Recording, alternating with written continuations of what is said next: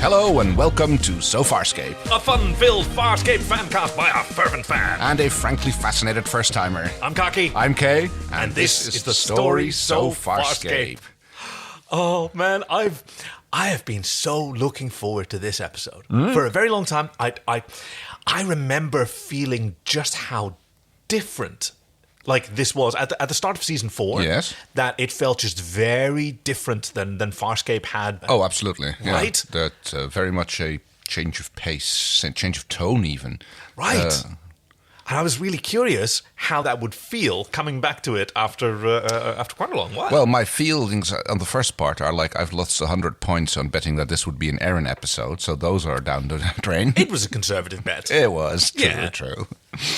But yes. Oh, that was quite a different little thing they're going on there. Yeah. And I'm excited to watch the next part, but let's talk me. about this one first, shall we? I know, we're already delving into it. Yes, we're talking about Season 4, Episode 2, What Was Lost, Part 1, Sacrifice. Wow, yes. Hey, it's not the worst. At least there's no sheep pun in it this time. Fair. In which, whilst waiting for Dad to pick them up, the crew hang out in a dig site haunted by priests with a catchy theme song. The creature of the Black Lagoon is up to no good. A new captain brings an enemy to heel, literally. And we are introduced to a new Peacekeeper interrogation method. Thank you, Marky See. And in which the BDSM subtext becomes text. Yes, thank you, Nazzy. Well observed. Very, very true. There is no denying that one. And the official synopsis: more of the crew are reunited, and while they discover the secrets of an ancient civilization, a serious threat looms. That's nice and vague, isn't it? They didn't discover any secrets. No, well, kind of working on towards it, but they're not actually. No secrets have actually yet been discovered. Well, there was one. Oh, the little pyramid thing. Yeah. Well, it's not. It's more like a calthrop or actually a D4. Yes. The Rosetta Stone of the uncharted territories. I had believe. that written down as well. I didn't write it down. It just popped into my head right now. But yes. Yeah. A reference to the truly wondrous discovery of, I think it was a column originally, the Rosetta Stone, which contained the same message in 3 languages, allowing the Egyptian hieroglyphs, to be decoded. Just the elation that linguists and historians must have felt when that came to light. Yes, yeah, we don't know what this one is. I think there were 2 variations of Egyptian, and one of them was ancient Greek. Yeah, I want to say Greek and the 2 of them are from the same linguistic family. Right. And again, we have something. We're going to get to that, aren't we, when it comes up? Or shall we talk about it now? Let's do it. So, yes, this little thing that John picks up, and it has something on it that might be ancient Sabatian. The other language is whatever the name of jewel species is again. Interion. Or Interion. Well, it's called an Interion. The Interions. This one's Interion. Most Interions. Depending on who. Interior or Dalmatians and... I mean, you can tell that we're early in a season when not everybody pronounces everything the same way and they haven't got it quite right. I heard Rigel call Sikozu Sikozu. Yeah, that's Captain Boob Window, right? No, that's Sputnik. Sputnik. Yes, oh, right, she's her with the hair, yes. With the hair, that's right. That narrows it down. And Commander Cleaverage, I believe. She sure does love to show off the goods. She does, and it has special properties too. So we're discovering. Hey, if we start with the sort of previously on. Previously on Farscape. Did you notice that there were shots in there that we hadn't actually seen before? I was kind of wondering about that. Let me have a quick look through the GIFs. We have this, we have that. That was with Grazer and Braca and Scorpius. Right, yes, Scorpius. If an officer superior to you orders it, I will similarly execute you without hesitation. So says every one of your psychological evaluations, Captain Braca. Grazer is a manipulator. I understand you no longer have a ship to command. So these scenes were filmed for the opening episode for Crichton Kicks, and they were cut for time, as is usually the case. Yeah. And there was no real good way to sort of integrate them as a flashback, but it would be valuable information for longtime fans to understand how the power structure has changed. Has been shifted around, yes. I did notice that shot where John is holding pilot's hand, which I only didn't realize it was Pilot's hand until much later in the episode. At first, it kind of looks like he's picking up a pangolin or something like that. I mean, it's really cute. Yes, I've seen what you mean now. The sort of little armored mammal. Yeah. It kind of like curls up around his hand. It looked really cute. It's like, pangolins just are really cute. I know. They sometimes they do this thing where they walk on their hind legs and they clutch their front paws together like a little worried butler. I use butlers as a lot of as metaphors a lot. They're adorable, pangolins. They really are. But so we're introduced to the situation where we are, which is John and Sikozu on the dying elderly Leviathan Elak, together with a female pilot who has promised to ferry them to a planet where they believe their friends might be. Yes, she says this planet's uninhabitable, very strong magnetic fields, very dangerous. But no, apparently that it becomes habitable for a couple of days every so many cycles. Yeah, due to strong magnetic summers, which are antithetical to complex life. Yes, they're convinced that they're going to find their friends here, and the Pilot is more than willing to help them go there, even though the fact that she is dying, which she spends most of the episode doing. It's really heartbreaking to watch that, but... yeah. Because presumably, like, she and Elak are feeling the same thing, like approaching the end of their life and just exhaustion, and still required to do all this stuff. They were like happy to go and die in the sacred place, and decided to go and help them anyway, which is very noble. Yes. Sparky, can you fix scan? I'm trying. Come here and hold this. Hold him yourself. I love how they're constantly holding this green glowy sack around the entire episode. Nothing's ever talked about what it is, but first you see Chiana with it, and later on you see Rigel with it when he's in Pilot's Den. Yeah, it's something to do with a console there that's being like removed or no implanted, idea what it is, or whether it's a gem maybe or it's whatever. the leftover glow stick juice they had from the other scenes with Scorpius. They must have gone through a lot of that. Yes, well... Black leather and glow stick juice. That's the Farscape formula. Yeah, there you go. And we're treated to a shot of. Let me see that I say it correctly. I think this is Middlehead in Sydney Harbour. This location, and it's one that we've actually seen before, way back when in season 1, Thrown for a Loss. I mean, are we talking about these ragged cliffs? Is that Sydney Harbour? Well, I mean, this is what I have in the notes. Okay. This may be a stock photo. Yeah. Actually, now it's quite. It's not a photo. Possible. It's actually moving. It's like, but it's clearly. And it does jump off at the end, so it must have been fairly close together. Yeah. Followed by a wonderful matte painting of the archaeological dig, with some pyramidal like structures around it. Also, what I'm finding quite interesting about this is I noticed just now this whole archaeological dig, the area surrounding it, is quite barren. Mm-hmm. Whereas later on, when they're traipsing about, it's kind of jungly. There's lots of plants and stuff on the surface. Yeah, I think I get what you're talking about, and I think maybe that this was sort of a little writing boo-boo, because it was necessary for the old woman to be hiding in some bushes at some point, and then we're going to have some bushes then, I guess. Right. Otherwise, what's she going to be hiding in? But yeah, this is gorgeous. There's a real sense of scale, making excellent use of the widescreen format. We're gonna go check it out. Hey, Crichton, don't get down without me. I don't want to be here when Psycho zaps the final Zulk.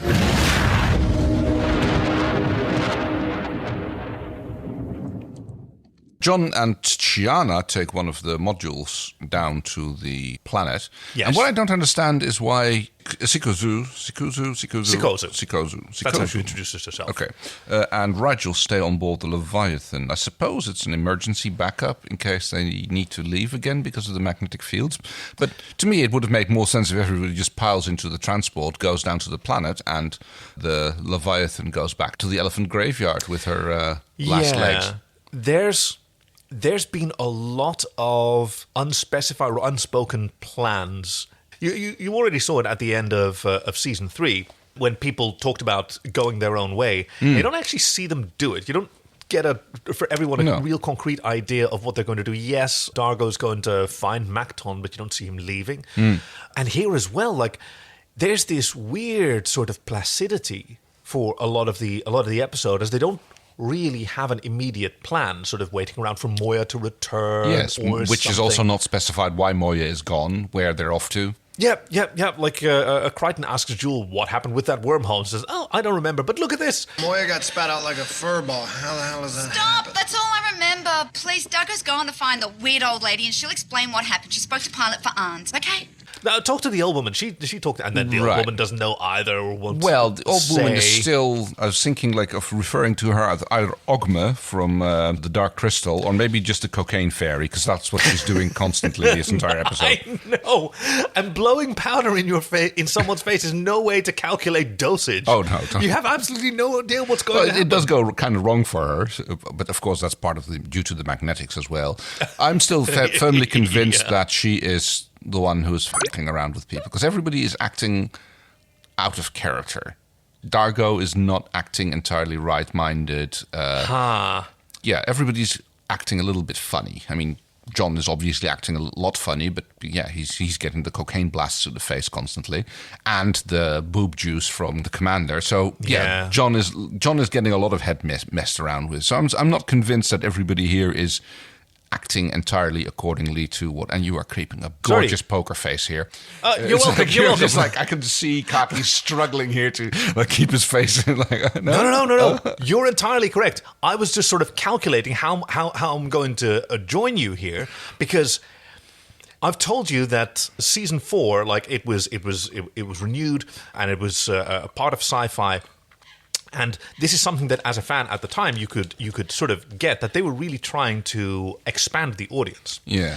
And so there was season 4 was an opportunity for reinvention, and you also see how slowly characters are being reintroduced. Like Pilot's still not back yet. No. Erin, obviously, she's still not back yet. We didn't have Scorpius and Braca at all in the first episode. Like they're being drip fed in, so that new viewers can sort of get it. Slowly get an idea of who these people are and what the backstory is about them. And right. Yeah. So you also asked about when we first see Jewel. Oh, her hair's red. Doesn't that mean that she's right? Yes, that she's like anxious or angry. I mean that makes sense in my theory that people are being messed with, like that she's on edge.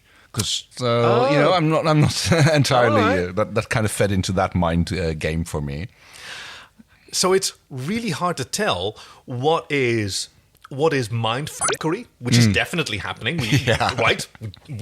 Or what is deception, which is a hallmark of Farscape, and what are new creative choices. Right, in a new season, you have an opportunity to reinvent yourself. Like you saw, the Crichton that we saw in Crichton Kicks is a very different Crichton than we've seen before. He's drunk and he's expressive and like I don't know. I mean, he's had periods of that before. And Chiana is a much more hardened person. Yes, right. Yes. She's. No, there's a reference to that in this episode as well about like what she had to go through during their stint away. Yeah. We spoke about that during the last episode. And yeah, it clearly shows that she has matured because of that. Yeah. I'm scabbed over what youthful joy she used to have. Oh, she still has some of that, but she has become a little bit more cynical. And yeah. It's a great loss. But so, like, as they're exploring these passageways and these tunnels, and they all look great. They're so dark. Yes. And so I'm wondering if they'd, like, went into some sort of quarry or something. Because it kind of feels like a lot of, like, the limestone quarries that we went to a couple of years ago. You know, the ones in Limburg. It kind of had that feel about them. I was looking at the walls to see if there was, like, tooling marks or anything, or if it's just constructed out of plywood and plaster, which is probably what it is, but... When you have to film in tunnels, I think you generally want to build them yourself, because then you can more easily move equipment around. Yes. Because you can just take walls apart and put lights where you want you them. Can have the cameraman needs to be here, but there's a wall here. Well, we'll just take the wall away. It's like they don't have to see that. It's on wheels. Yeah. And I think we, for the first time, get to see the male of the species. Oh, for the Interons. Oh, yes. Oh, no, we did see them in the. Yeah, one of her cousins. Yes. What did you do to him? Nothing. He puked on me, then he died. In fact, the very first one that we see, he upchucks and dies. Because, she's got a bad feeling, and then Crichton goes, whoa. Is that a feeling, or...? Just a feeling. Okay. Okay, well, no, I'm getting a bad feeling now as he stepped in some wet. Peacekeeper, drop your weapon.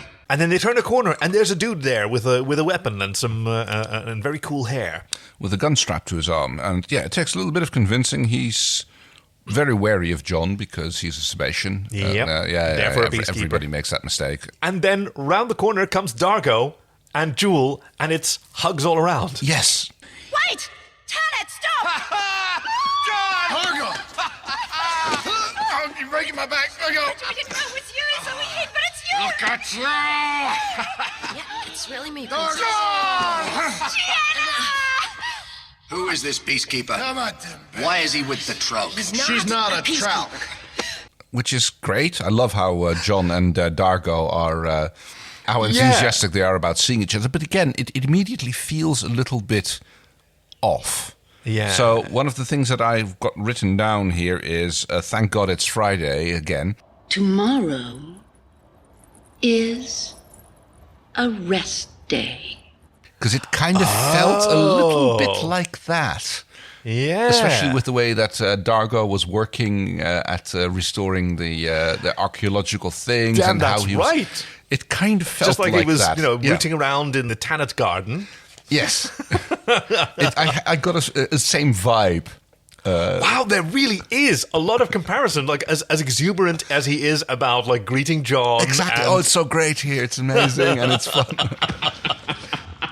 This is the end of Hyper Rage. I get hugged to death. It's so good to see you, Crichton. It's so very good to see you. And he's had time to do some shopping. He's got a new outfit. Oh, I did notice that his hair looked exceptionally fine, and he does have some sort of pauldron, which we haven't seen before, I think. Yeah, he's got new shoulder guards. He's traded in the sort of leather or pleather for the sort of maroon magenta. Yeah, I mean, his cloth colour that he scheme used to- hasn't changed a lot, but... No, exactly. He knows the colours that he likes, much like myself and my Sherple Perts that I really enjoy. He's also got these cool gold bracers. The whole look is great. And yeah, apparently he's just been hanging around here with Jewel. Who is super excited. Can you believe it? We're here! We're here and we're alive and nobody is trying to kill us. Oh, come on! She is so excited. And She is having the time of her life because she's working on an archaeological dig, and it's all great, and she's so into it because this is what she loves to do. I mean, this is where it turns out that she is a scientist is not the word I'm looking for. I think she's a student. Like she's always had this first year student energy, and that's kind of still her thing. Even when she admits to having been a thief, it was always in service of learning more. She wanted to find out cool stuff. And she had this dream of discovering this legendary temple. There is this legend of this glorious temple here that touched the sky, and no one's ever found a trace of it. And I dreamed of discovering it and... On rising up to the Arnes. sky, yes, which just happens to be where they end up, which just happens to be near the sacred zone. So we are told, I think Crichton tells Pilot that Jewel talked about this planet, and that's why that's the planet that they're going to. Apparently, somewhere off screen at some point, Jewel was really into this planet. So it seems like a safe bet to then go try there. If that planet that I recall her talking about is nearby, well, let's give that a shot because that might be where they end up. Yeah, no, that makes absolute sense. Why are we searching for this planet? Anisk is uninhabitable. No, Jewel told us every few cycles the magnetics drop low enough for the dig team to remain there for a while. This episode, or this story, was originally intended as the season cliffhanger.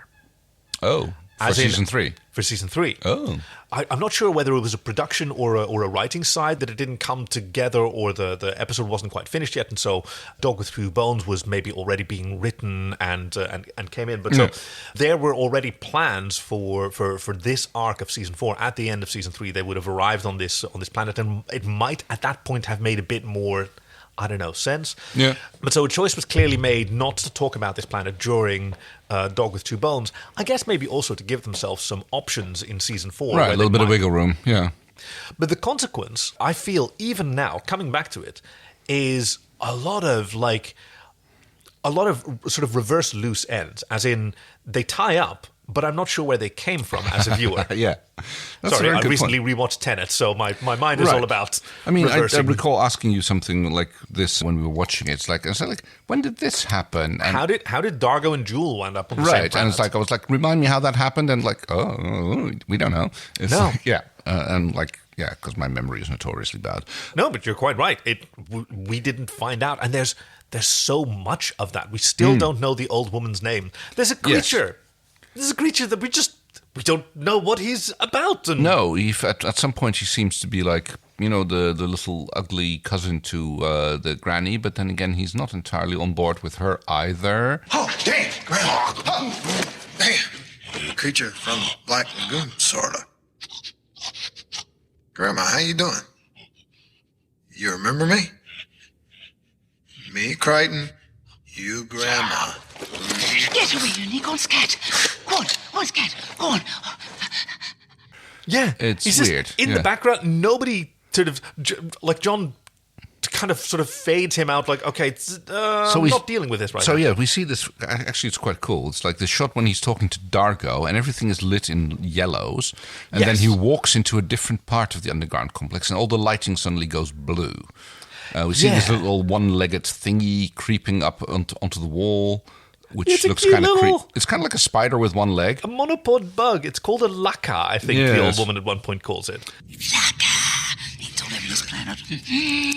There's like John is looking at markings on the wall, and yes, they are kind of vaguely proto-Egyptian, maybe if you squint a little bit and look at them. Ideographic in Right. some form, like there is what looks like either a hand or maybe a bushel of grain, depending on how one interprets it. Well, it's a. I mean, John clearly thinks it's a hand because he puts his hand over it and then walks off. One too many fingers for him, though, so Yeah. who knows? It's also very symmetrical, as if it's got two thumbs.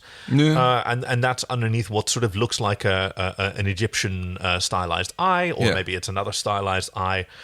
I mean, this is just fascinating. I totally. really enjoyed this actual... Yeah, John and Dargo, walk off, but then we get to the creature of the Black Lagoon. Like, it's a gorgeous underwater shot. That must have been like quite hard on the actor, like wearing all that makeup and prosthetics and then Dave going Elsey for a was swim. very proud of this. Oh. So this creature, work on it had already begun at the end of season 3, when they still thought that this was going to be the finale. And originally it had this animatronic face because they wanted to get away from humanoids. And then as it was sort of shelved for season 4 and maybe expanded into a 2-parter, not entirely sure, but then you got the script and, it's got to be able to do all this thing. No, we're not putting animatronics underwater. Thank you. Fair, good point, yeah. And then, so they'd already done some experiments with this suit, which they'd made out of foam latex, for how is that going to interact with water. Got lots of bubbles coming out of it. Yeah, there were some problems, as in it wouldn't sink without the actor in it. Yeah. And it wouldn't float back up to the surface with the actor in it. Which Yeah. And so they worked on this. It's a different kind of thing, but so it's really good at absorbing water and draining as well. So an actor can walk into the water, and all this foam will absorb water, and then it'll have neutral buoyancy.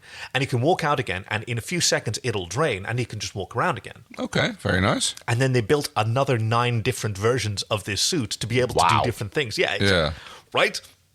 So we're introduced to that, and it seems from the opening that you'd think that it would be more of a thing. I know, we and you see. still don't know what his deal is. No. The actor in this suit worked on Farscape before. He was Ben Browder's stunt double in the first season. Oh, okay. So he'd probably also already been to Middlehead for Thrown for a Loss. Yep. The tabloids. Lex. And I know. this It's is so all cool. before the intro. Right? Yeah. And the camera descends under the water and follows this creature as it swims away. It's so cool. Okay. Yeah. Okay, it's so cool. It is so cool. And then we get the opening credits. Yeah.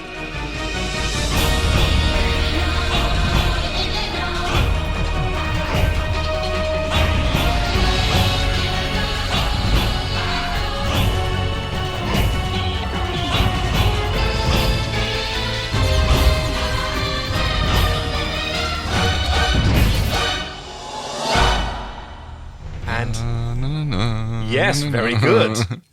No. Well, not quite that one. Not quite the original opening. But I did have me wondering for a second if they changed it again. But apparently not. No, but we do hear that phrase returning. Yes. Yeah, you caught it? Oh, of course. Yeah. Very good. Can't miss that. We'll get to that. I'm so pleased. So I'm really enjoying these widescreen opening credits. The shots are so much tighter, and we see a very, very excited Jewel with persistently red hair. And even when Chiana sort of throws a bit of a fit. Yeah, I was wondering what that was about. Like, she just destroys a little piece of whatever is lying around there on the archaeological dig. It looks a bit like a conch shell or something like that. I mean, it may not look like much to the untrained eye. My eye's okay, Princess.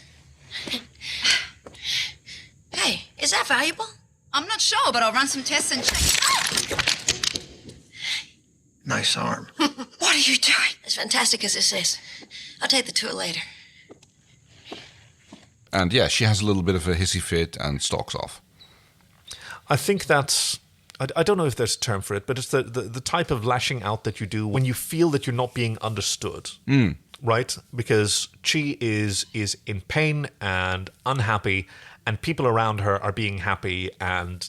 Right. Well, she was quite happy when she and Jewel met. First, they were jumping around and being all the excited little girls and... sorry, that sounds a bit impolite, but they were they were jumping around like frat sisters and she was seeing each other again after summer break.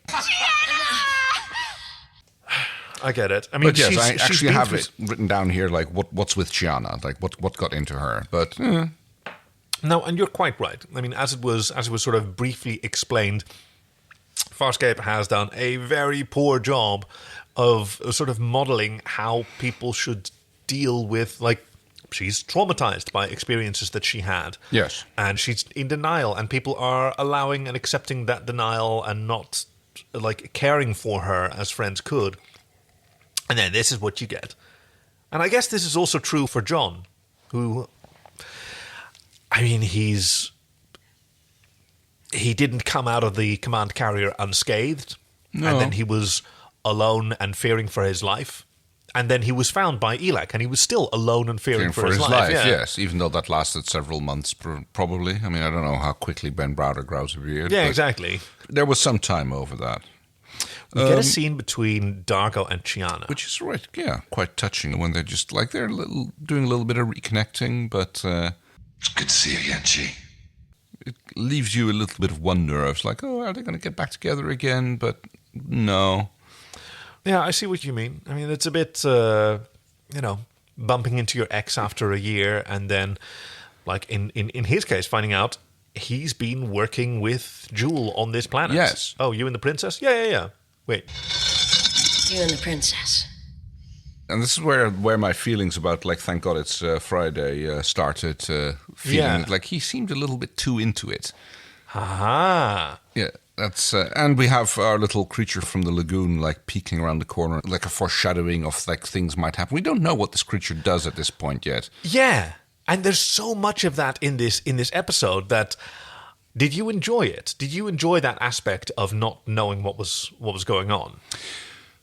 In a way, you don't have to. Sorry, this is not rhetorical. No, I get that. I was mostly confused and. I mean, they did a really good job at conveying that John has no idea what's happening and he doesn't know what's real and not real anymore. And that's something that they've been doing since Princess Cocaine started showing up. You can't mix your nicknames, though. Sorry, it's not right. Princess Cocaine, it's Lady Cocaine. It's a cocaine fairy. The cocaine I mean, I remember giving that as a criticism about I think it was the season ending episode. Yes, Dog with Two Bones. Yeah, you're left in a state of, okay, I don't know what is real as a viewer. And that is kind of frustrating because it stops you from... investing. Yes, partially, because you can't form theories. You can go, well, yeah, but it could be something else entirely. And we don't know if this is real. We don't know for a fact if this thing that we saw happen actually did happen. And I don't know whether I should care. I don't know whether I should be worried for someone. Exactly. And that's a very dangerous ground to tread, I would say, for a series. And it all depends on how that's resolved in the end. I would be so curious to talk to someone whose first episode of Farscape was in season 4.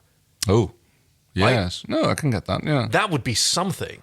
To have no context for these characters, to get to know them bit by bit. And to start watching season 4 and what's this series? Yeah.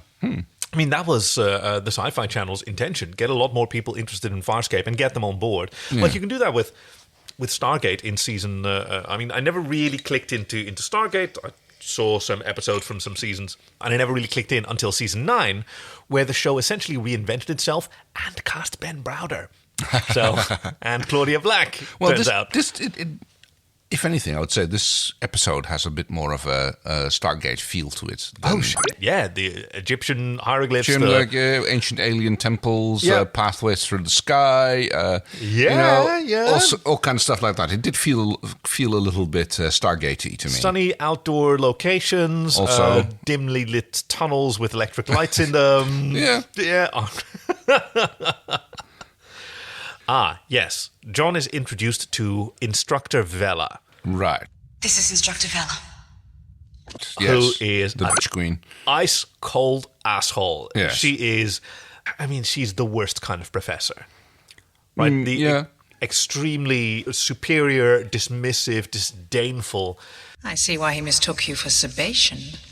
Same size, weight, coloring. Though the brain cavity appears smaller. Yeah, but my choppers are first class, and I do an excellent turn my head and cough. Oh, look at this, like, intellectually inferior species, and she is not a pleasant person, and she's here to discover the things. She has found 2 of the things, and there's a third of the thing missing, and together they will form a discovery which is greater than anything anybody's ever seen in 1,000 cycles. 3 of these probes, which form the Darnaz Triangle, were launched by enemies of peace. I was going to ask, what is your summary of what's going on? And now I understand very, very clearly, yeah. The things are probes, and the thing is the Darnaz Triangle. Yes. as we gradually learn, these devices, in conjunction with each other, were responsible for creating the magnetic storms that ruined this planet. Yes. And just sort of leaving them lying around. Yeah, and apparently that is because there was too much peace on this planet, and that had to be stopped. Also, a really good summary. And someone just went, absolutely not. Yeah. So, I'm just saying it as the... I get you. This episode, I've got to tell you, it confused even me as a long-time fan, as it did way back in the day. Also because of some of the editing choices. There's a lot of scenes happening, and they're intercut with each other rather than being allowed to finish one after the other. Yes. Now, I'm sure they must have experimented with the other way, that they originally had these scenes one after the other, and then they were more complete, but also unsatisfying in a different form. Or this was some kind of a deliberate effort to create this kind of tension and uncertainty. Which I think is what they were going for. I mean, it's the same thing they were doing with successful. the Cocaine Fairy back at the end of season 3. Right, yeah. They're deliberately creating a what's going on atmosphere. Yeah. There's a hilarious moment where Dargo shows off his ship to Chiana. He goes he speaks some sort of code word and the ship becomes visible. And Chiana goes oh, it can become invisible now. For a short time. And it immediately goes invisible again. Yeah, as if it can only briefly turn visible. I know, right? It's it can only briefly go invisible, so I'm just leaving it invisible, so whenever the emergency comes along, the invisibility has run out and we have to make ourselves known or something like that. It seems weird. But, And that's why he hasn't had such a hard time of it as Chiana has, because, that's one of the things, the Peacekeepers were always nipping at our heels. They were always a dench behind me. Why not you? Well, Lola kept me safe. Which he named after his his late wife, not ex-wife. Yes, exactly. Yes. Lola, which is apparently short for Lolan, which doesn't seem like it's very short. Must be a Luxon thing. I guess. Maybe there's some extra inflections to the end that he doesn't have to bother with in that case. But it's a lovely name for a lovely ship, and we can finally stop calling it the Growler. Oh, I like the Growler. Me too. I'm glad you said it. Little bit of stuff on board the Leviathan with Sikozu and Rigel, who is still looking worse for the wear. Yeah, Rigel's looking after the elderly pilot, but Sikozu is working on getting John's module flight-worthy because if/when the Leviathan dies, they're going to need some way off. To escape. Right. Yeah. I thought it was a transport module, but I didn't realize it was John's module that she's working on. Yeah, this is a little bit confusing. Like, ELAC doesn't have transport pods of its own, Right. but Chi and Rigel arrived on one, which was apparently like not serviceable or wouldn't be able to leave in. But they did manage. Crichton Kicks. But they did manage to get it up and running again enough to go down to the planet on it. Yeah, they had some time while ELAC was traveling. I'm guessing. Sense, yeah.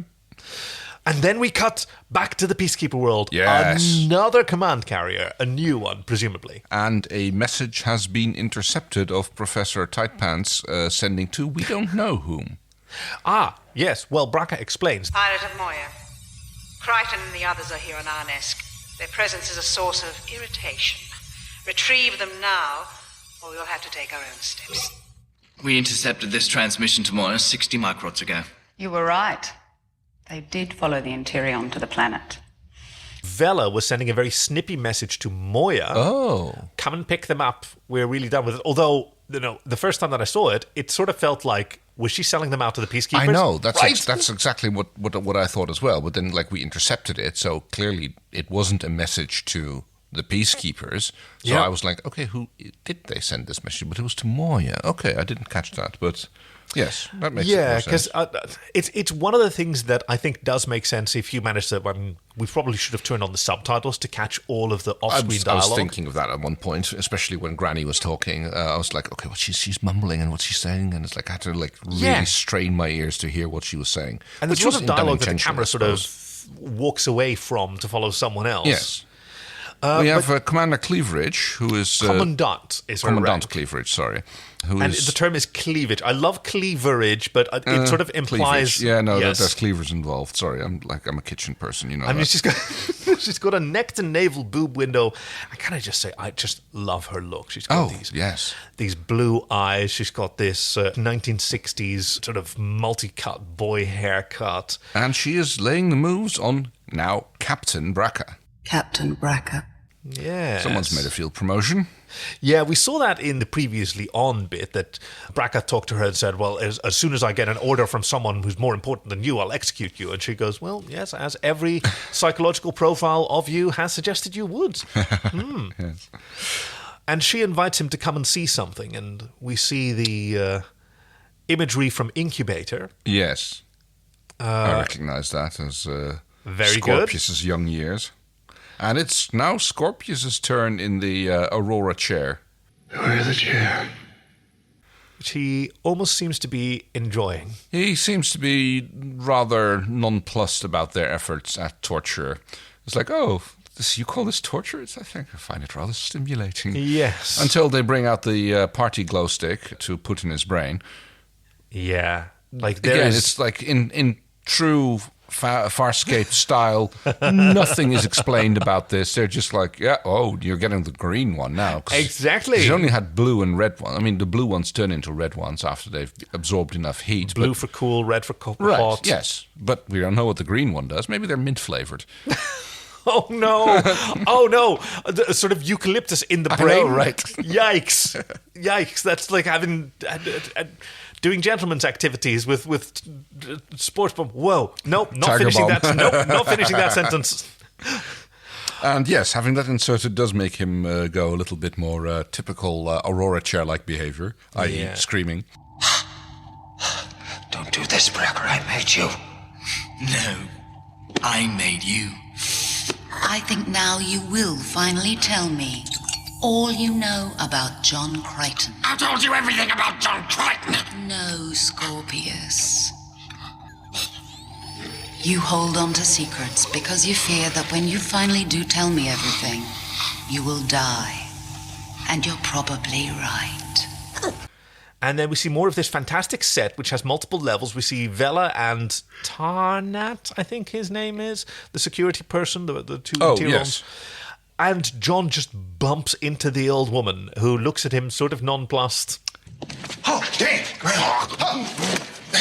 She immediately goes into her I'm just a daft old woman spiel until she seems to suddenly remember who John is.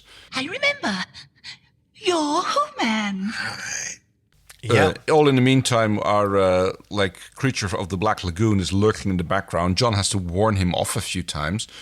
But doesn't discourage it. Like, why is he here? Why does no one care what his story is? Okay, what are you doing here? I'm thinking, like, okay, it's shot like he's trying to protect the cocaine fairy, but they're coming from opposite hallways. I know. I think he's actually trying to protect John from her. I think John is misreading this creature's intention, because the creature's only good to John. Like, you know, when he finds John later, when he's been cocained up again, and he wakes him up, and John again thinks he's in the water. Oh, you were trying to drown me. No, I was just trying to wake you up. Oh, yeah, good point. And I'm betting on the fact that he's the one who's going to rescue John out of the water at the end of the episode as well, which we didn't see. But, you know, that's just what I think this creature, and I think that because he shares a lot of similar looks with the priests that we later see. Oh, and interesting. The sort of red coloration. They go through a lot of effort of not quite showing the priests. Yeah. But there's a lot of similarities between what we see of the priests and what we see of this creature. It could so much be that this is like one of the few living descendants. Oh, we're 1,000 years down the line. They're going to have changed a little bit. Yeah. Living in the magnetic fields. I mean, he is gorgeous. Right, he looks like an anemone, and he's got sort of fish lips and gills, and he's got yes, with fronds like these, who needs an anemone? Great. Yeah, but the cocaine fairy does what she does best. Yeah, she tries to get John to snort a bug. Oh yes, that's right. She grabs one of the lacas off the. That's not a laca. That's a different bug. Isn't it? It's got the monopod. It's got a little squeaky monopod. No, the laca's much bigger, because one of the lacas later gets sapped by the history gun, and it's much larger than that. History gun. I love that. I love it. That's what we're calling it.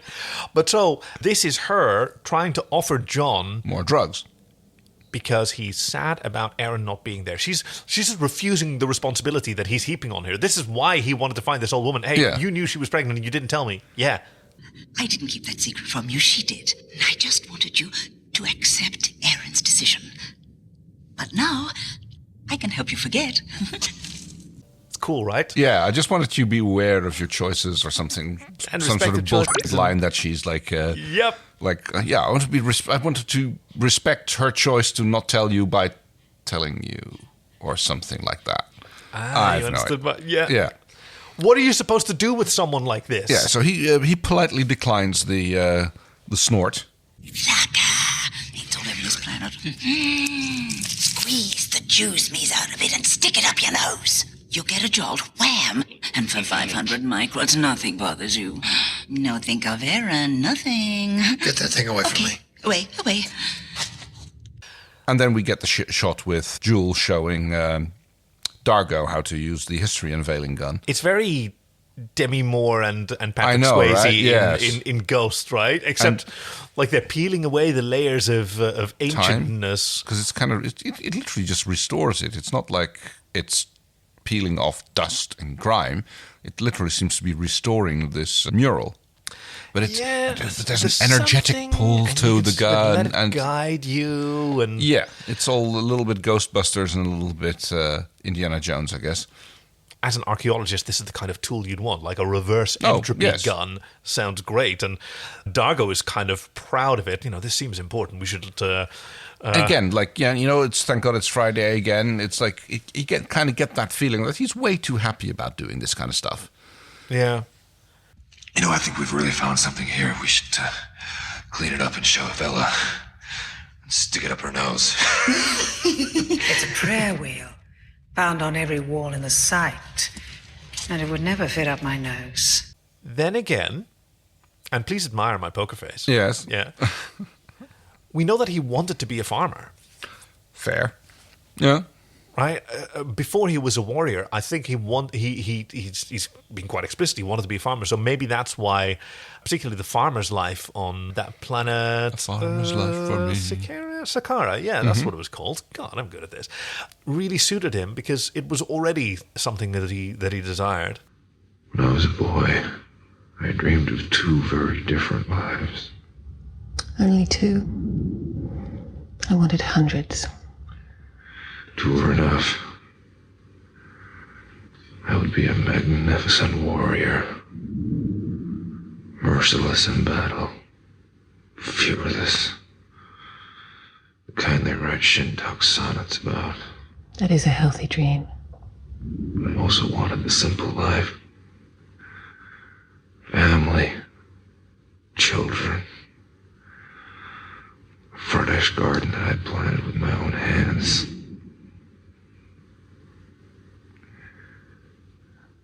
I thought I found that. Those kinds of dreams cannot be found, brave Luxon. You have to build them. And I promise you, your hands are still strong. And there is plenty of time. So here we see the shot I was just talking about with the lacquer getting zapped by the archaeology gun. Yes. And gets turned into stone because, like, altering the DNA turns creatures into stone or something like that. Something. Sucks the DNA out of it because it reverses history. Okay, whatever. Yeah. Hand wave. No, yeah, exactly. Like I've mentioned, I've recently been watching Tenet several times, Yes. and that's given me a particularly deep appreciation of the complexity of entropy. Yeah. Meanwhile, on the command carrier, Commander Boob Window has converted the space pool table into a hot tub. Yes, and she's bathing in donkey milk. Yes, let's call it milk. Oh, wow, this is going to push the boundaries of our usual PG-13 rating.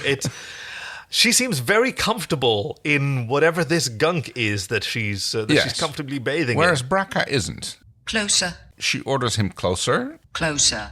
And Closer. eventually and on his knees. On his knees next to the tub. And then she picks up a little bit of boob sweat with her fingers and brushes it across Braca's lips, which seems to have some sort of mind control properties. She uses it on John later as well.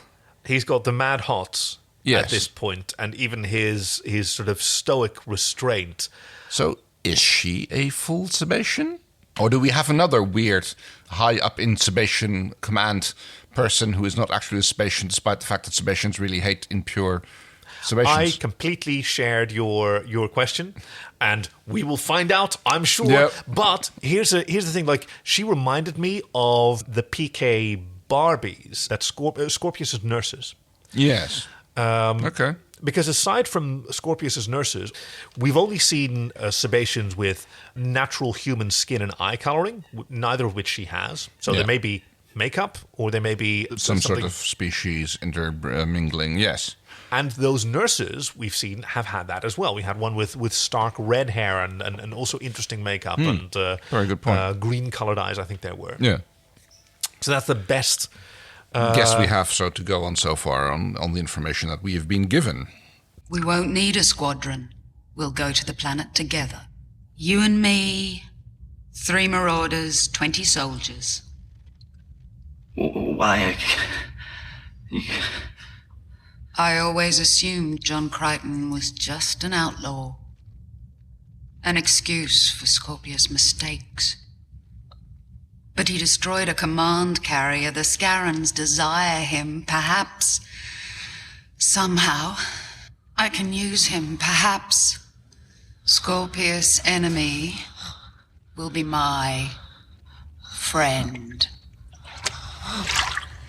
Oh yes, that was like a shot in the actually previous scene between her and Braca, where we got this classic Star Trek moment. It was like, how long will it take us to get there? 10 hours. Make it 5. How? Yes, yeah. like no, there's actually no way do you for want, that. Do you want me to whip the rowers any harder to make the ship go faster? Yeah, it's like that just doesn't happen. Planes don't fly faster if you fly them with more attitude. Yes.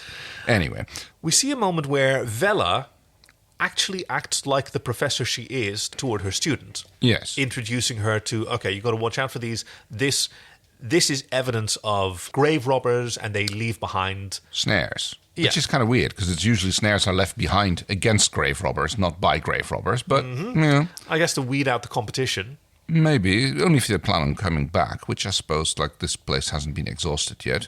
Dargo is, like, snooping. He's overhearing this conversation. My least favourite style of drama, that the overheard conversation that they shouldn't have overheard. Because Vela is sort of praising Jules' acumen and sort of potential as a student, but asking, like, why are you hanging out with an inferior Luxon? There's a huge amount of racist bigotry here. He's my friend. But not your equal. Intellectually, Luxons are a subspecies. He will make mistakes. You will be blamed for them. I know. You are responsible for your servant's behavior, but there's a lot of implied speciesism in that. And she doesn't stand up for him. No, which is what he holds against her later on. Dargo, you can't blame Vela if she thinks she's smarter than you. No, but I can't blame you. I never believed that any of you cared what I thought. I care. And just so you know, if someone had criticized you or insulted you, called you a stuck-up, arrogant little princess, I'd have defended you. John is doing a Titan AE thing with his hand up. Yes, exactly what I was thinking. Yes, he's holding his hand up and sort of trying to see how... maybe he's thinking that the symbol on the wall was some kind of astronomical kind of... But he's holding it up against the sun, or actually the sun coming from behind. And this was where, like, he's just sort of walking around, and it really hit me. I can't remember the last time that the Moyans sort of walked around without some problem to solve or some crisis to flee from for this long, for 20 minutes. I mean, they kind of have a problem to solve. Is it? What's going on this planet with the temple and everything like that. Hey, but which of them do you think really cares about that at this point? Oh, only Jewel. Right? Yeah. I mean, John. Well, no, John also. Because John was fascinated by those symbols. You saw him drawn to that, and now he's like doing that same hand pose. He's trying to figure out. He's trying to figure out what's going on.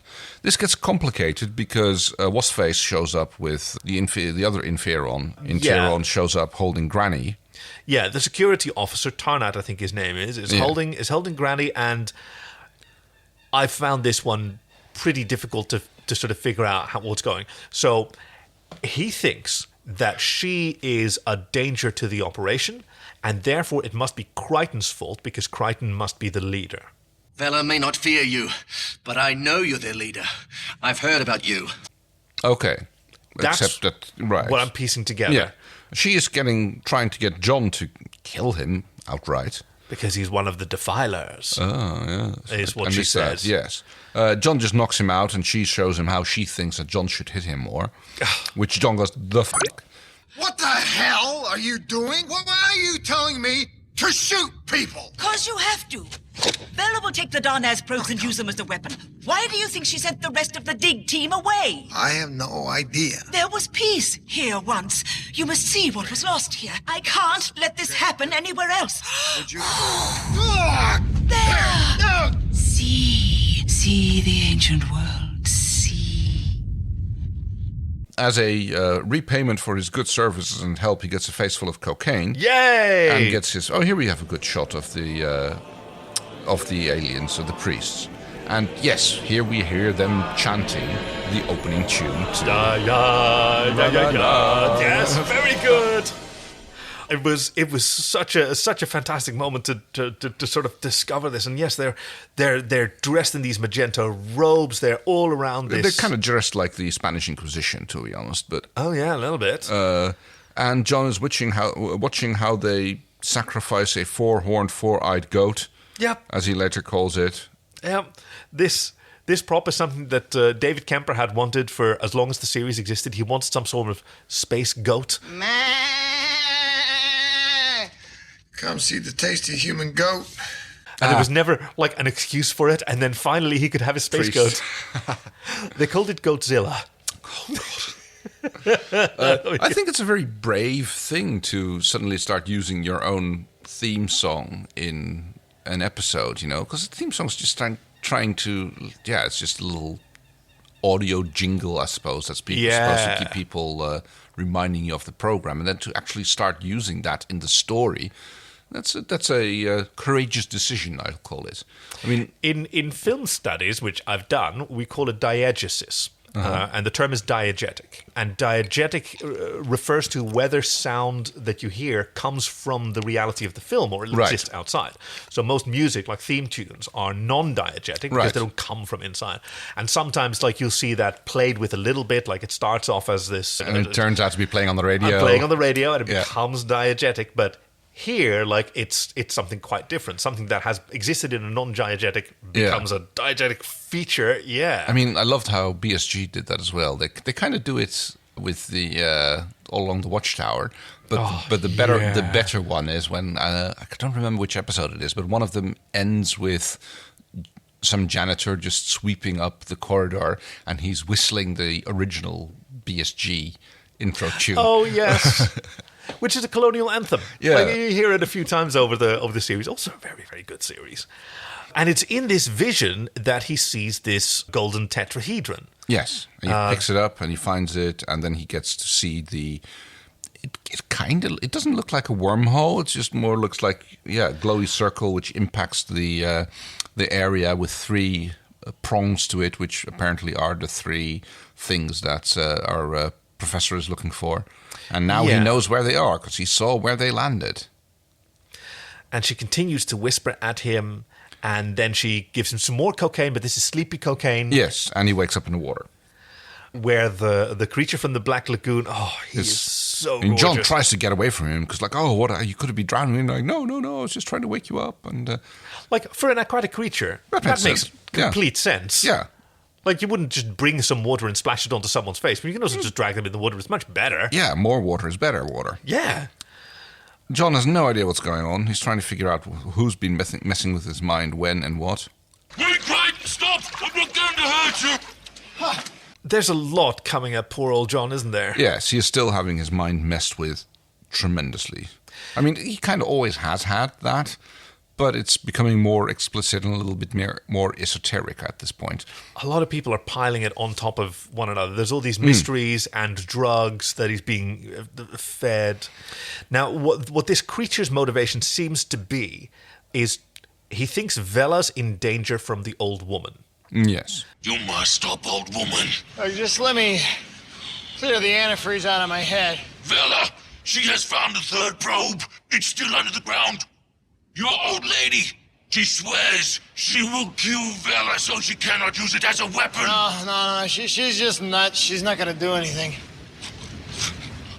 She take your gun. Granny! Because the old woman is worried about what Vela will do with the probes. Yes, because the knowledge of the probes cannot be uncovered because then other, things might go wrong.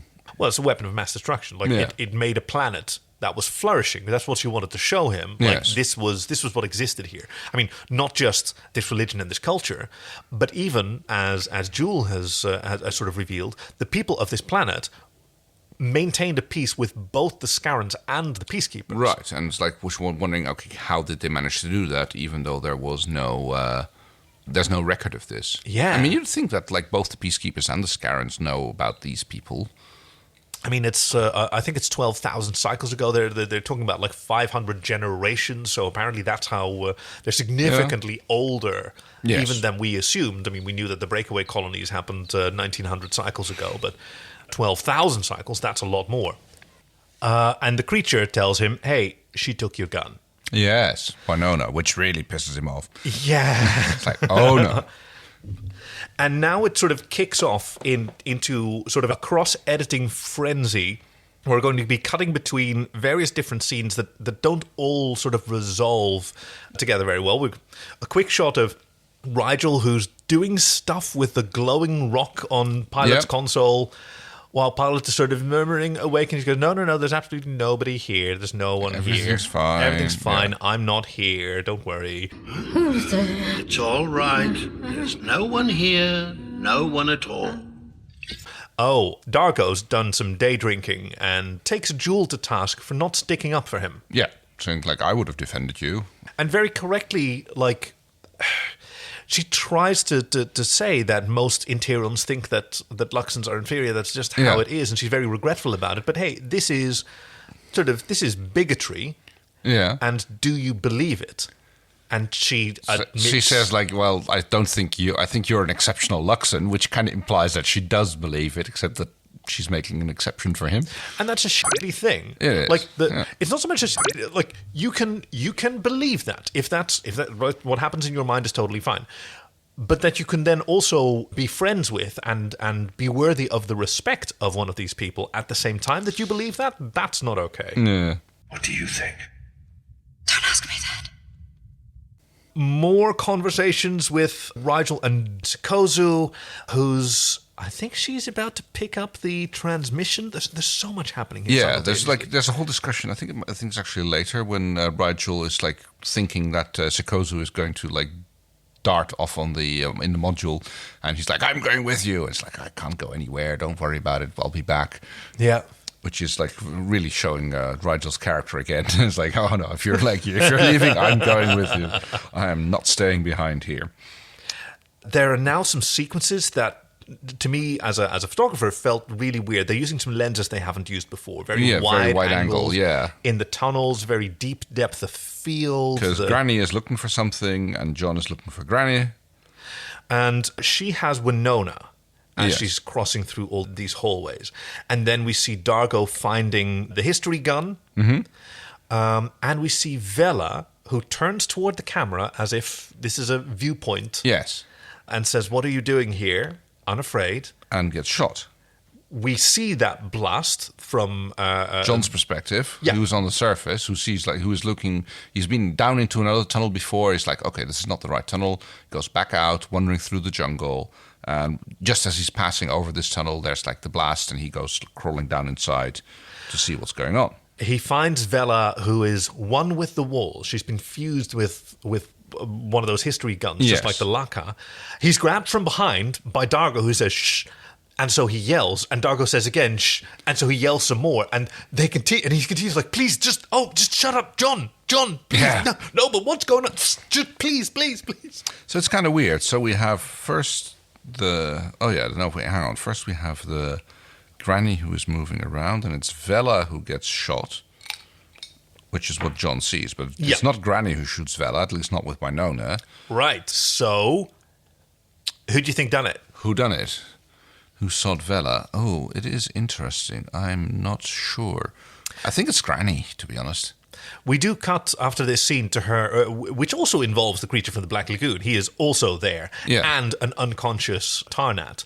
Hang on, who's Tarnat again? Oh, he's the security interior. Oh, yes.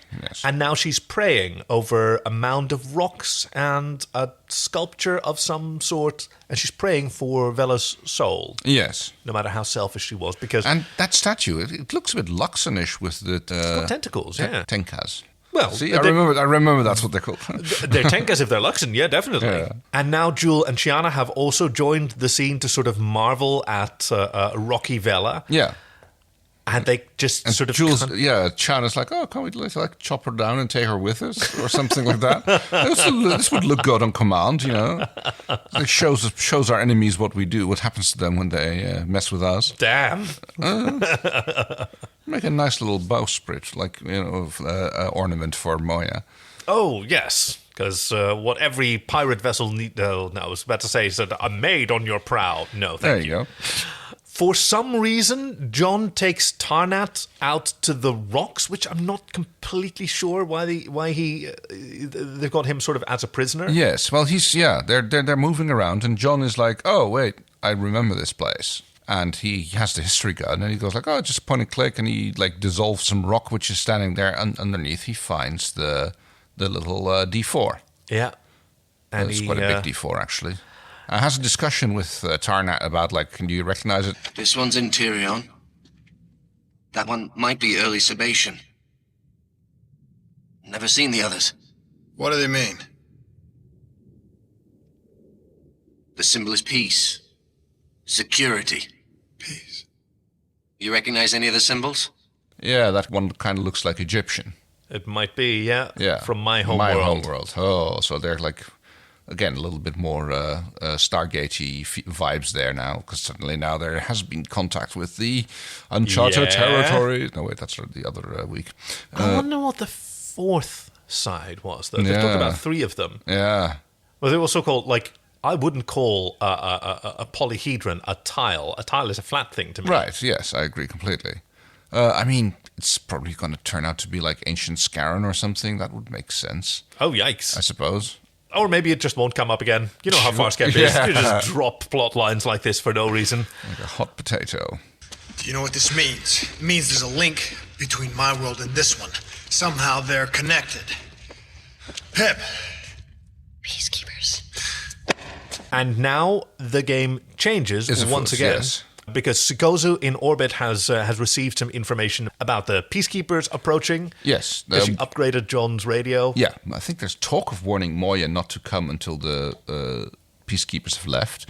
It's kind of unclear whether or not that message actually gets transmitted. There's a lot of faffing about setting up a communications channel, which the pilot of this Leviathan can't do anymore, and I think they want to use the module to get out. Sikozu's actually going to fly down to the planet. Right. Because she has synthesized some combustion liquid. Yes. Yeah, she done made some petrol to fly down to the planet and at least inform people. Dargo is also receiving a notification inside Lola, which he sort of strides out of with his Qualta blade, and it's such a heroic pose. It's such a good gif. And now everybody's a Peacekeeper prisoner. And Tarnat buys it. He's shot for no good reason. Yeah, the Peacekeepers just show up en masse, I believe, 3 Marauders and the squadrons in them. Sikozu introduces herself to Dargo. Yeah. by standing sideways on the edge of an atrium and holding a gun to his head and telling him, "Don't radio. They already know there's Peacekeepers. They are imprisoned by Peacekeepers." And we get to see how the mighty have fallen. Remember me? Oh, yeah. I remember a couple of things. Tell her to shove it up Torque, Crichton. I can make things easy for you. And to prove my goodwill. Braca?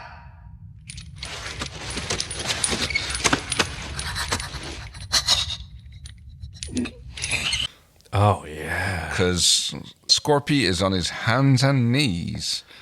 That was actually on a leash. A leash was Wayne Pygram's idea. Yeah. Okay. Like, if you're going to go big, go big. Yeah, go all the way.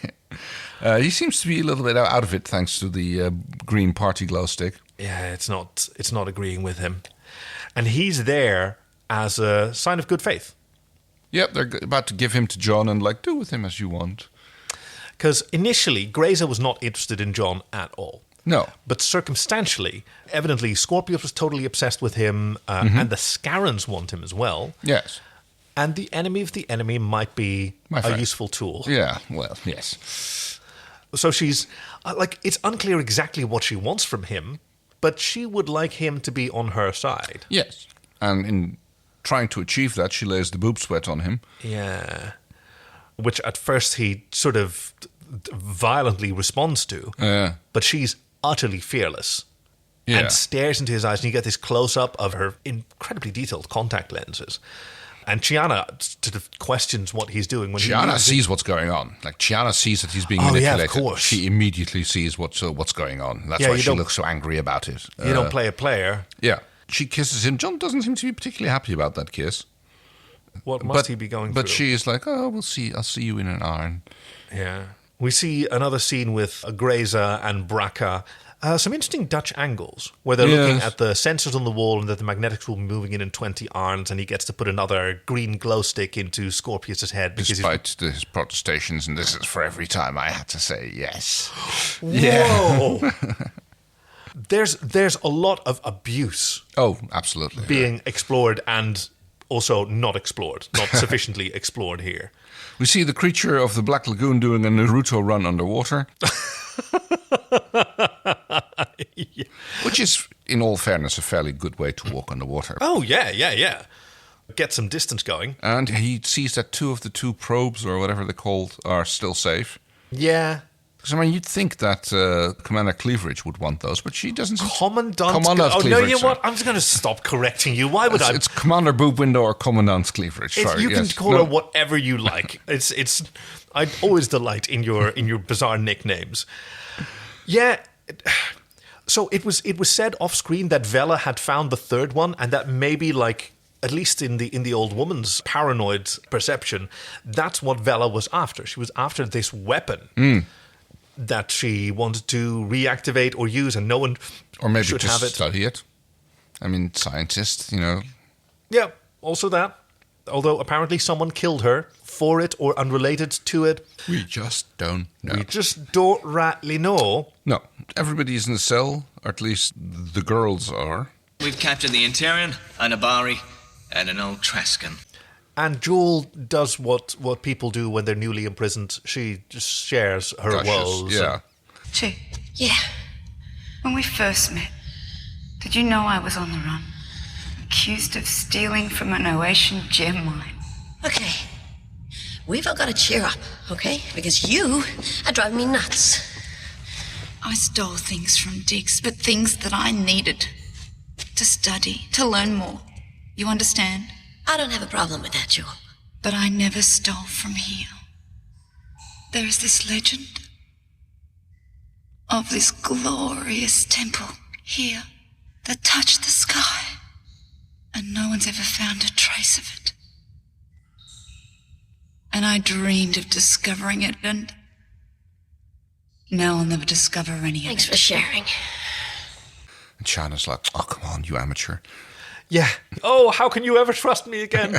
Like, I'm cool with slavery. Yeah. Like, No, that's a plus. okay, so the really hilarious thing about this scene is the end of it. Yeah. It's like when they're having a talk, and it's like, okay, the woman goes like, oh, get me a distraction. I'll get us out of Shanna here. takes 2 steps to the side and starts talking to the guard, who's been listening to this entire conversation. In the same tone of I know, voice, right? just as loud. This guard that, by the way, on your excellent OLED TV was completely invisible. He was completely in the dark. Right? Yeah. I had no idea who she was whispering to. You barely see the silhouette of his pauldron. But it's like, okay. And there's a second guard as well who also overhears. So apparently... But yeah, this works. And then we see the meeting of John and Grazer on the beach. Well, beach on the rocky cliffs. Well, There's yes, not much of a okay, beach. Sydney, But yes, Winona's back. Oh no, this is the what's it called? The commandant's pistol. Yeah, what do you call that again? You've got a real world equivalent to it. Yeah, it's got the same sort of tapered tip. It's a little semi-automatic weapon. Oh, okay. Oh, I want to say Scorpion or something, or Well, the Scorpion is a particular brand of machine pistol. Oh, I recognize it from Counter-Strike. It'll bug me at some point. Yeah, there's more making out as observed by Scorpius and Braca. Do you like that? It's better than what Scorpius used to do. Crichton's unable to resist. Like, he wants to reach for the gun and defend himself. Mm-hmm. But her, whatever mind-controlling boob sweat. And This is again, it's a very confusing scene where you're not entirely sure in which order things are going on, because this is intercut with shots of Granny, who is talking about how the weapon cannot be allowed to be used or fall into hands or... And in order to maintain peace, there must be sacrifice. Yes. Is what she something keeps that she saying. repeats a few times. Sudden cut, I assume, to commercials. Yeah. And now it's Granny and John sitting back on top where he found the tetrahedron. What do you think about how John's sitting here when she finds him? He looks violated. Right. Yeah. And again, it is not being discussed or processed. What happened, yeah. Or how it got resolved or what happened. But it's just Granny talking to him, explaining how she gave him the visions, but the visions went too far because of the magnetic field and he saw things that he shouldn't have. What did you do to me? Must be the magnetics. Pushes the vision further. Somehow the suggested turned real. Does Grazer know you saw the Darnaz probes? No. Good. I have seen the carnage weapons of mass destruction bring. For Vela to have had one was awful to consider. But the Peacekeepers... They must never have it, Crichton. As if that's something that he cares about in this moment. So, more cocaine. Which is her solution to everything. Yes, which is giving him visions of the weird kind, because now he's seeing the priests coming at him. Yes. Because she has decided that John knows too much and he must die. Because she saw him with Grazer. She even asked him, like, did you tell her where the probes are? No, well, good, but we can't take that risk. Yeah. And I guess that's the sacrifice she was talking about. Peace can only be maintained if there is sacrifice. And she's sacrificing John. Him. Yes. There's like a few really weird shots of John weirding out over the cocaine. Suddenly 2 versions of Granny dressed as priests. Blowing more cocaine into his face. But even as Brackett comes running up with some guards... To try and stop him, John takes a leap of faith, or desperation, whatever you want to call it.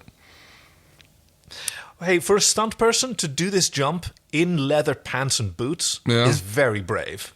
I would say that like they kind of help you guard you against the impact. Okay, but was swimming in leathers? Yeah. Swimming in leathers isn't... Just the creaking and the shrinkage and the... Leather gets looser when it gets wet. Oh, does it? Yes. Oh, well, in that case, sort of leather me up and let's go swimming. Hell yeah. Well, we are going to Center Parks in a few weeks' time. Yay! So. Yay! Hey, can I borrow your leather pants? No reason. Completely unrelated. Just no reason. It might not be very tight on you, though, but yeah. And yes. Yeah, no, fair enough. You are a tall strider compared to me, and a much fitter man than I, and we cut to be continued. Yes, like looking at Braca, going like, oh, would you like some cocaine, kiddies? I know. And we know absolutely nothing. Yes. So how does no this resolve, feel? No, well, it feels like, first part of a 2-parter in Farscape style. Okay. We're being set up for a lot. There's lots of like open timelines. Okay, so I'll put another 100 of my Farscape fun bucks. You don't have any to put. Oh, I thought I still had 100 left. You saved some. I saved at least you 100. saved 200, in fact. Oh, maybe. Oh gosh, I was going to do this whole spiel of opening a line of credit and whatever. No, you can spend your 200 however you like. Well done. I'm going to put 100 on it being the creature of the Black Lagoon who's pulling John out of the water again, because we've seen this rescued by this creature. Rescued by the creature of the Black Lagoon. And I'll put another 100 that he is somehow a descendant of the priests, or, that he's like native or species related, or maybe even a priest who's like managed to hold on for 1,000 years or 10,000 years, or something along. Distinct relation, either direct or descendant of that lineage. Yeah. All right. I'll take those. Yep. And actually, I will sort of light a cigar and and make you a deal that you can't refuse and offer you a line of credit, because you've been making some really, really juicy sort of accusations of fuckery of the entire sort of storyline here. Do you want to... I mean... Okay, so Jules' hair is full-time red now. Yeah. You've got the sort of tanned grooves for Dargo. What do you want to... Is there anything you want to sort of speculate on? Ooh. Can you translate that into something specific? And I will loan you from your own future winnings, right. Some of which I've already calculated. Okay, well, it's a hard one, because I don't think there's actually a lot of direct fuckery going on right now. Yeah, you do. I think you do. I'm not sure. It's very difficult to. That's why it's called speculation, baby. I just want you to be bold and brave. Okay. So I mean, I think that like Granny's fuckery is time limited. There's no huge arc of Granny spinning this entire thing out of thin air. Right. Okay. What we see going on is actually going on. Mm-hmm. However, people's perceptions might be colored by boob sweat and fairy cocaine.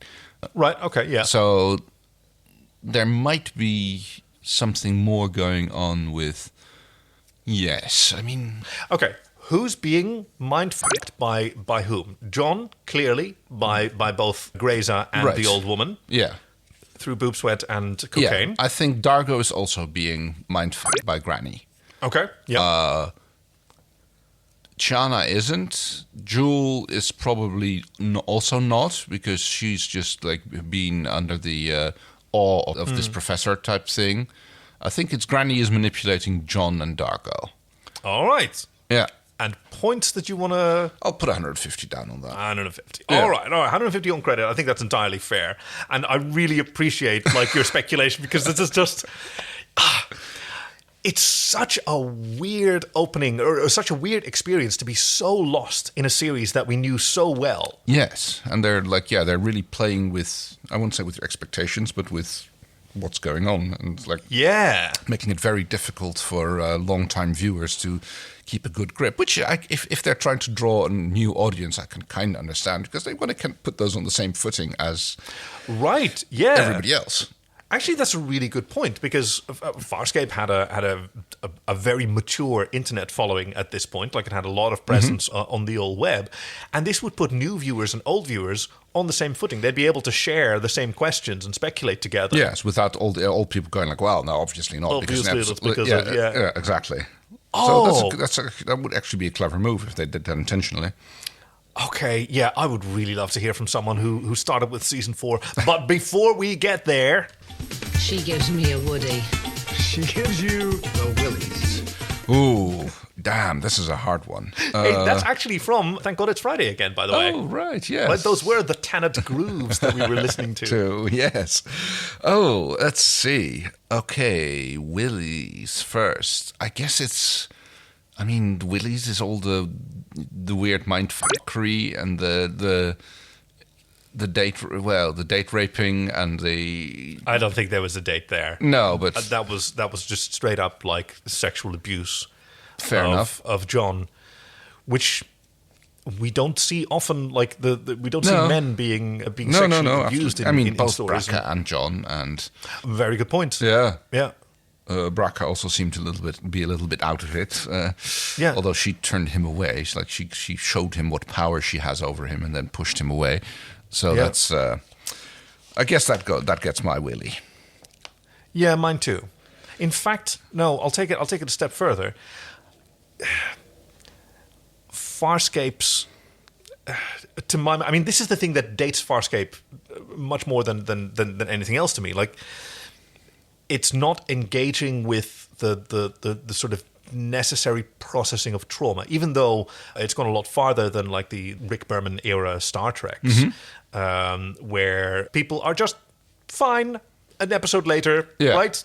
You know, they go through incredibly torment traumatic or whatever, and experiences. it just never comes up again. Yeah. And here, at least, like there are still consequences, but nobody's talking about it, empathizing with each other, showing the care that they need. Everybody's internalizing and just festering. Yes, very good point. And they're alone, which is so incongruous with the relationship that they've built with each other. The trust and loyalty and love that they have toward each other is not expressed by caring for someone who's gone through something horrible. Chiana, John.